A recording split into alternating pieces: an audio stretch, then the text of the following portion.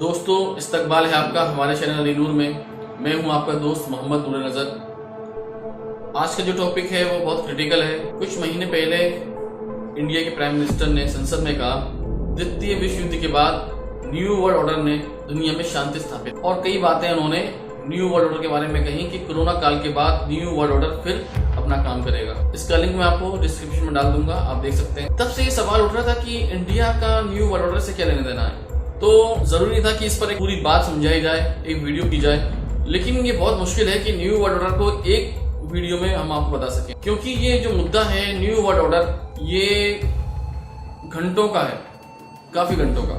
तो इसके लिए हम इसको छोटी छोटी वीडियो में शूट करेंगे। आज हम बताएंगे कि न्यू वर्ल्ड ऑर्डर है क्या, इसका मकसद क्या है, इससे कौन कौन जुड़ा हुआ है। न्यू वर्ल्ड ऑर्डर के बारे में सबसे पहले ये समझ लीजिए, ये एक संस्था है। इसके साथ बहुत सारी संस्थाएं जुड़ी हुई हैं, और उन संस्थाओं के नाम हैं freemasonry, Illuminati, the Bilderberg group, commission of foreign affairs. ये कम से कम 20 संस्थाएं हैं। द राउंड टेबल, ये बहुत सारी संस्थाएं, करीब 20 संस्थाएं, जिनके बारे में मैं अलग अलग डिटेल आपको नेक्स्ट वीडियोज में देना शुरू करूंगा। ये पार्ट्स में बन जाएंगे।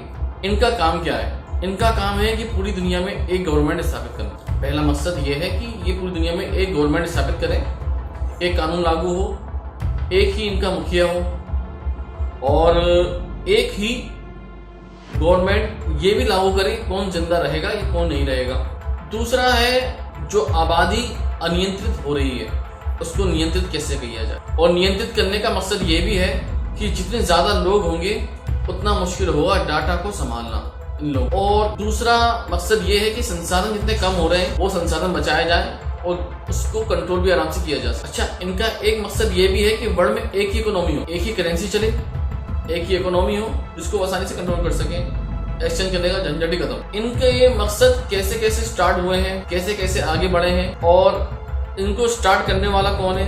आप सुन रहे होंगे कुछ टाइम से एक आवाज बहुत तेजी से उठ रही है, build back better, build back better. ये क्यों कर रहे हैं? ये इंसान को उठा रहे हैं, चाह रहे हैं कि पहले जैसे इंसान हो जाए, शहरों में लोग कम हो जाएं, गांव में लोग कम हो जाएं। लोग सोचने लगे कि यार पहले की जिंदगी बहुत अच्छी थी, अब तो बहुत भीड़ भाड़ है, मजा ही नहीं है जिंदगी में, भाग दौड़ वाली जिंदगी। पहले क्या होता था कि एक राजा दूसरे राजा के राज्य को जीत लेता था, उसके बाद वो उस पर अपने राज्य बना लेता था, उसको कंट्रोल करता था।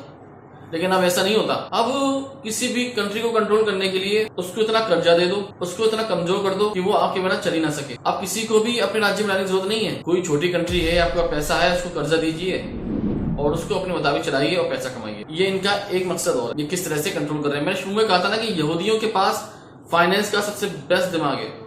इनके दिमाग में शुरू से इंटरेस्ट रहा और इंटरेस्ट को उन्होंने कभी छोड़ा नहीं। जो बाद में इनका जो फाउंडर है न्यू वर्ल्ड ऑर्डर का, मेयर एम्शन रोथशील्ड, ये था, ये जर्मन का यहूदी था। इसकी पैदाइश थी 23 फरवरी 1744 और मौत हुई उसकी 19 सितंबर 1812। इसके बाप का नाम था मोजेस एम्शल बायर।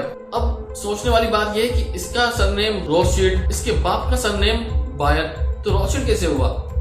दरअसल इनका जो काम था वो काम था सिक्के बनाने का, यानी राजा इनको सोना देता था तो ये उसके सिक्के बना के देते। तो इसका बाप जो था सिक्के बनाते थे, फैमिली का काम था सिक्के बनाने का। उस दौरान ये जब छोटा था तो ये दूसरे शहर बैंकिंग सीखने गया, फाइनेंस सीखने गया, और जब ये लौट कर आया इसके बाप के बाद तो उसने अपने बाप का काम संभाला, सिक्कों का। तो इसकी दुकान के ऊपर एक लाल, बोलते हैं ना, बालकनी सी होती है, ढलान होती है, तो जर्मन लैंग्वेज में रोथशील्ड बोलते हैं लाल ढाब। तो उसकी दुकान के ऊपर जो लाल ढाब थी, इसने अपना नाम वहां से सरनेम चेंज किया, रोथशील्ड रखा कि हम लाल ढाब वाले हैं। इन्होंने किया कैसा? अच्छा, यही फाउंडिंग फादर है इंटरनेशनल फाइनेंस, बहुत बड़ी बात है। और इसने ही सिक्के से जो जर्मनी करेंसी में चेंज हुई है वो लागू करने वाला भी यही है। वो कैसे किया मैं आपको बताता हूँ। दरअसल जब ये लौट कर आया अपने शहर अपने बाप के बाद, तो किसी ने इनको 100 सिक्के के लिए सोना दिया कि 100 सिक्के बना दिए। तो इसके एवज में ये एक कागज रिलीज करते थे कि आपने हमें 100 सिक्कों का सोना दिया है, हम आपको 100 सिक्के देंगे। बाद में इन्होंने उस 100 सिक्कों के कागज को ड्राफ्ट का रूप दे दिया। अब कोई भी राजा इनको सिक्कों के लिए देता, ये ड्राफ्ट बना के देते कि भाई हमारे पास जमा है सोना और ये हम आपको देंगे जो भी बच्चा लेकर आएगा। इस तरह से इन्होंने स्टार्टिंग कर करके अपना ड्राफ्ट चला के उस सोने का गबन करना शुरू कर दिया। होता है ना कि जितना आपके पास सोना है उतनी करेंसी आप छाप सकते हैं। ये रूल कहां से लागू हुआ, ये भी यही लेकर आया। लेकिन इसने क्या किया, सोने से ज्यादा पैसे छाप करेंसी बाजार में चला दी, जिससे ये कुछ ही टाइम में बहुत पैसे वाले लोग हो गए। जब आप सोचे कि जिस हाथ इंसान के हाथ में इकोनॉमी आ जाए तो वो क्या करेगा, वो छोड़ेगा ही नहीं किसी को। वो सोना कम होता था और ये ड्राफ्ट ज्यादा इशू कर देते थे और उस सोने से दूसरे काम करके अपना फंड्स रिकवर कर रहे पड़ा रहे। अब हुआ ये कि इस तरह से ये गबन कर करके करेंसी को गोल्ड के अगेंस्ट में चेंज करके ये बहुत बड़ी फैमिली बन गई और इन्होंने बैंकिंग सिस्टम चालू कर दिया। फाइनेंस जो मॉडर्न फाइनेंस जो है उसकी नींव रखने वाला यही था। अब ये इतना चालाक आदमी था तो यहूदी, इसने क्या किया, इसके 5 बेटे हुए जो आपको स्लाइड पे दिखा रहा हूँ। इन 5 बेटों को अलग अलग कंट्री में भेज दी, जिसमें से इसका बेटा था बैरॉन एम्शन मेयर रॉथशील्ड, दूसरा सोलोमन मेयर रॉथशील्ड, तीसरा नथन मेयर रॉथशील्ड, चौथा कॉमन मेयर रॉथशील्ड और 5वां जैकब मेयर रॉथशील्ड। अब इन लोगों ने हर कंट्री में 5 कंट्री में जाके, मैं बताऊंगा कौन कौन सी कंट्री में गए, उन 5 कंट्री में जाके वहां वही अपना बैंकिंग सिस्टम लागू किया जो ये जर्मन में करते थे। और इस तरह से ये इतने पावरफुल हो गए कि हर कंट्री को आराम से कंट्रोल करने लगे, क्योंकि उनके फाइनेंस को अपने कब्जे में कर लेते थे। और ये इतने पावरफुल हो गए कि एक नोबल रैंक मिलती है जो रॉयल फैमिलीज के नीचे होती है। अभी जिस कंट्री में रहते थे उनको सारी पावर, सारी सहूलियतें, सारे आराम, सारी सुविधाएं मिलती थी, किसकी, जो रॉयल फैमिलीज को मिलती थी उस दौरान, क्योंकि उस टाइम तो राजाओं का शासन था, किसी गवर्नमेंट का शासन तो नहीं था। तो वो सारी सुविधाएं इनको मिलती थी राजाओं वाली, लेकिन ये उनसे थोड़ा नीचे होते, नोबल रैंक वाले। ये रॉयल लोग नहीं खिलाते थे, लेकिन सुविधाएं सारी उनको उनकी जैसी थी, इनके आराम उनके जैसे ही थे। इन्होंने अपना 5 बेटों ने 5 कंट्री में यही बैंकिंग सिस्टम लागू किया।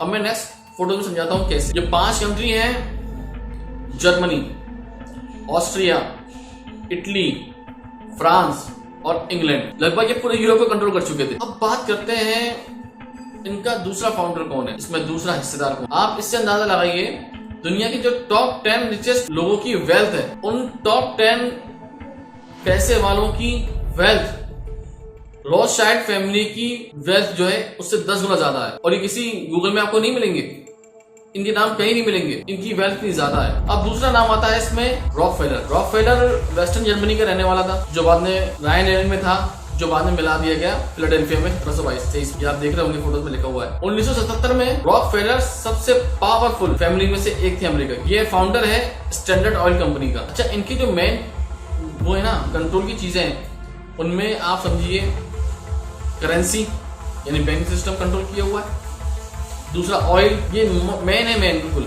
और तीसरा स्टील और कई सारी चीजें हैं जो इनको कंट्रोल करने में आसानी होती है। ये अमेरिका का सबसे अमीर आदमी था और ये 90% पूरे यूएस का जो ऑयल है वो कंट्रोलिंग करता है। अब इसका अंदाजा इससे लगाइए कि जो रॉकफेलर फैमिली है उसका एक बेटा है नेल्सन रॉकफेलर, जो यूएस वाइस प्रेसिडेंट रहा है 1974 से 90, आपको फोटोज में दिख रहा होगा। दूसरा है विंथ्रॉप रॉकफेलर, ये गवर्नर रहे अरकानसास के। जे रॉकफेलर यूएस सेनेटर रहे वेस्ट वर्जीनिया के 1985 से 2015 तक। Winthrop Paul Rockefeller lieutenant governor of Arkansas 1996 to 2006। अब ये देखिए इनका कितना दबदबा है पॉलिटिक्स में। अच्छा, जब ये लोग पॉलिटिक्स में आए तो इन्होंने देखा कि पॉलिटिक्स में आने से हम अपने मकसद में पीछे रह सकते हैं, तो इन्होंने सिर्फ पट्टू बढ़ाना शुरू करे हर जगह पे।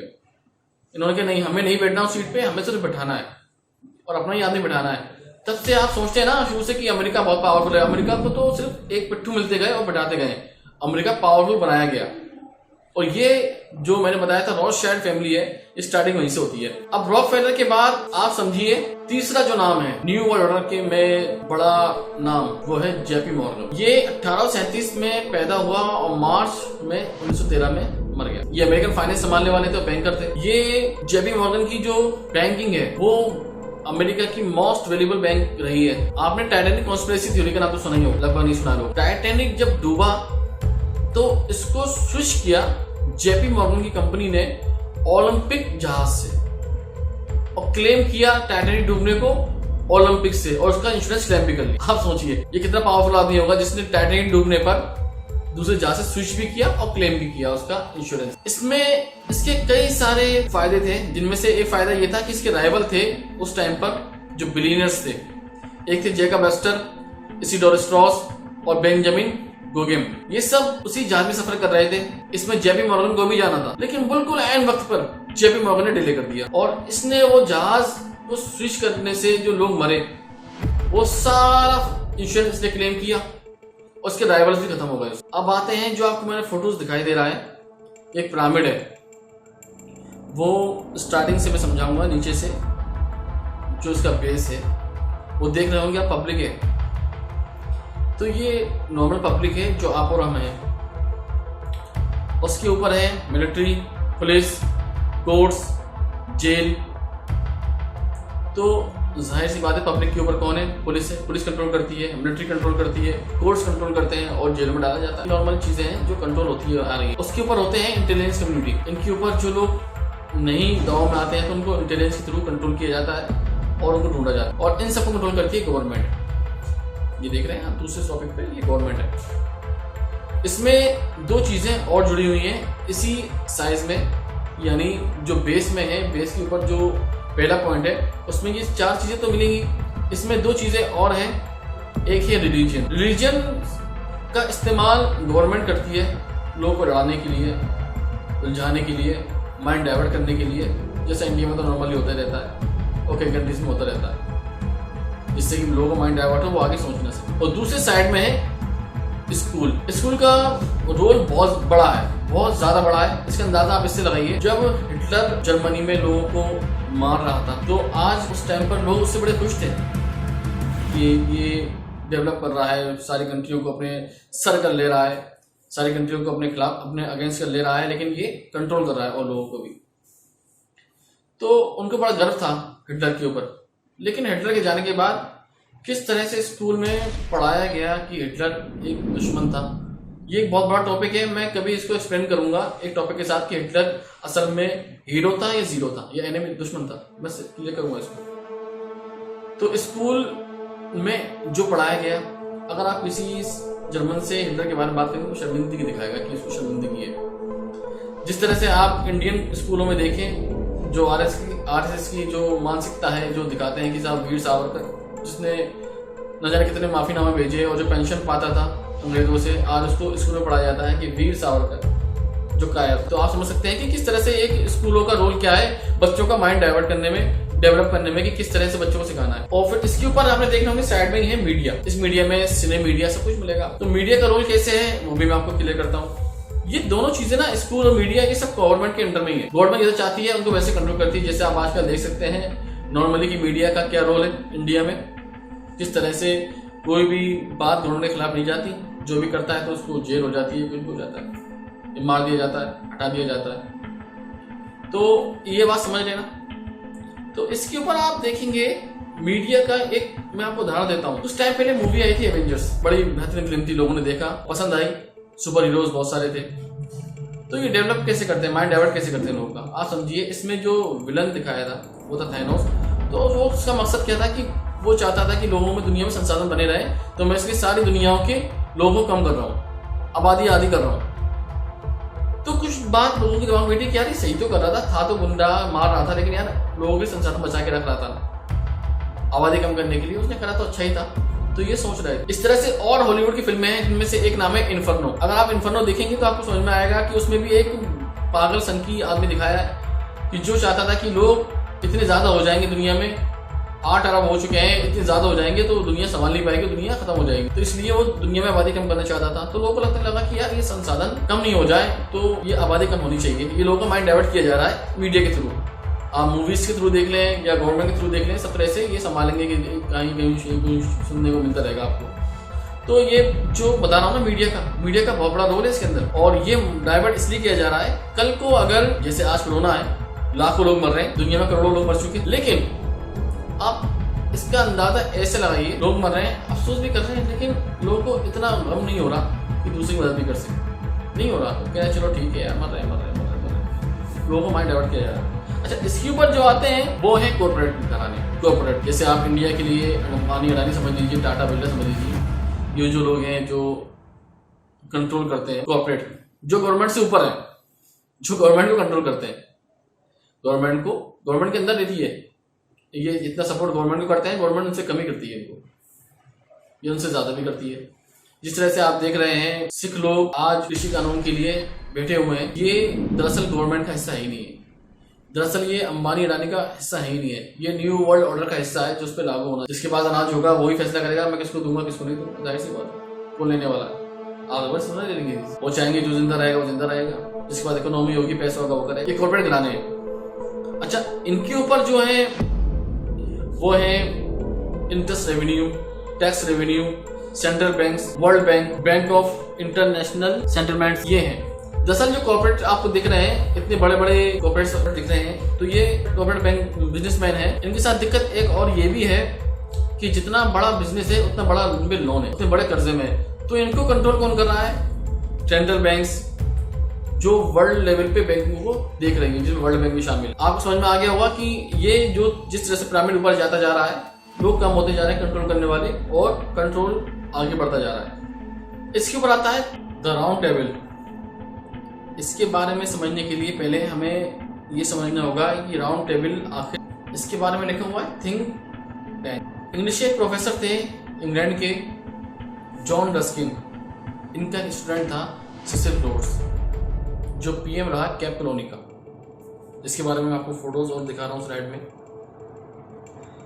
इसका जो मकसद था वो ये था कि जो रॉयल फैमिली है इंग्लैंड, जो ब्रिटिश गवर्नमेंट है, ये पूरी दुनिया की मालिक है और पूरी दुनिया जो है इसकी शाखाएं हैं जिसको कंट्रोल सिर्फ यही करेंगे। तो इन्होंने क्या किया, एक विचारधारा चालू की, किस तरह से पूरी दुनिया में कॉलोनी वाइज सिस्टम हो, और कॉलोनी हो पूरी दुनिया किसकी? ब्रिटिश गवर्नमेंट की। पूरी दुनिया कॉलोनी की तरह रहे ब्रिटिश गवर्नमेंट। ये थिंग्स स्टार्ट हुई। मैंने शुरू में आपको बताया थिंग्स टेबल में जो जुड़े हुए हैं, नाम बता देता हूँ आपको, इनमें लिखा हुआ है थिंग्स टेबल में। सिसिल रोड्स के बारे में आप ये समझिए कि ये सबसे पैसे वाला आदमी था उस टाइम पर। इसका टर्नओवर 18 के टाइम में $1 बिलियन का। उस टाइम पे बिलियनर होना बहुत बड़ी बात थी। आप अंदाजा लगाइए इस सिसिल रोड्स के पैसे। और इसी ने ही बहुत सपोर्ट किया, जो इसकी जो पावर है वो बाद में रॉथशील्ड फैमिली को ट्रांसफर होगी। वो असल हकदार बने हुए हैं आज तक न्यू वर्ल्ड ऑर्डर के। अब इसके ऊपर है कमेटी ऑफ 300। इसके बारे में ब्रिटिश MI6 जो खुफिया एजेंसी है ब्रिटेन की, इसके एक एजेंट हैं जॉन कॉलमैन। उन्होंने एक बुक्स लिखी है जिसका नाम है थ्योरी ऑफ कॉन्स्पिरेसी। वो आप पढ़ लेंगे तो समझ में आ जाएगा कि आखिर ये किस तरह से काम कर रहे हैं, इनकी एजेंसियां हैं, वो काम बता दिया जाएगा। अच्छा, इनकी पावर का अंदाजा आप इससे लगाइए। लीबिया में गद्दाफी, पाकिस्तान में बेनजीर भुट्टो, इटली का PM था मोरो। तीनों का मर्डर इसी कमेटी ऑफ 300 ने कराया, इनके डिप्लोमेट्स ने। ये बहुत पावरफुल लोग हैं। इसके बाद आता है क्राउन काउंसिल ऑफ 13। इसमें दुनिया की 13 रॉयल फैमिलीज हैं जो इस सबको कंट्रोल कर रही हैं, जो पैसे में सबसे ज्यादा है, जो नजर नहीं आती दुनिया को, जो गूगल पे नहीं मिलेंगी आपको। उन सब की डिटेल में नेक्स्ट चैप्टर में जरूर दूंगा। और फिर इनके ऊपर आते हैं वर्ल्ड मोनार्च। वर्ल्ड मोनार्च आप समझिए एक ही फैमिली है, वो है ब्रिटिश गवर्नमेंट की रॉयल फैमिली, जो आज भी अपना काम कर रही है, जिसको मकसद यही है जो मैंने सिसिल रोड्स का मकसद बताया था आपको, कि दुनिया को ब्रिटिश गवर्नमेंट की कॉलोनीज बनाना, दुनिया के सारे देशों को कंट्रोल करने की। तो वो ये काम आज भी ब्रिटिश गवर्नमेंट के, ब्रिटिश रॉयल फैमिली के अंडर में है। इसके ऊपर सबसे ऊपर है जो सिंबल है वो आंख का है। इसके बारे में मैं नेक्स्ट एपिसोड में बताऊंगा क्योंकि वीडियोस काफी लंबी हो रही है। ये जो आंख है, ये आंख क्या है और इस आंख को कहां से इजाद किया गया, और इसमें रॉथशील्ड फैमिली का क्या रोल है, वो क्यों इस आंख को लेकर आए हैं दुनिया के सामने, क्योंकि आज भी वही लीड कर रहे हैं सारी थ्योरीज को।